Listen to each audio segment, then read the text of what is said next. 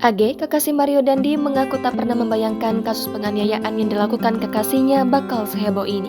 AG mengaku kecewa pada dirinya sendiri karena sebagai kekasih Mario Dandi tak bisa mencegah aksi penganiayaan yang dilakukan Mario terhadap David hingga mengalami koma di rumah sakit. Ia mengaku karena kecerobohannya memicu penganiayaan yang dilakukan Mario Dandi terhadap David. AG mengatakan kedua pria itu sebagai sosok yang berharga dalam hidupnya.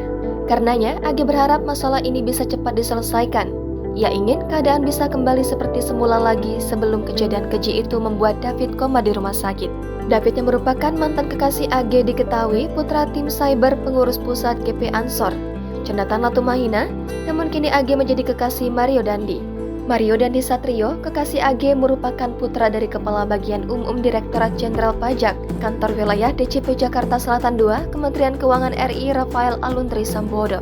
Kasus ini juga mendapat perhatian dari para selebriti, tidak sedikit yang mengkritik hingga mengecam, mulai dari bintang Emon hingga Hotman Paris. AG pun menyinggung para artis yang turut berkomentar dan menuduh mereka sepi job karena ikut campur masalahnya meski tak tahu duduk perkara sebenarnya.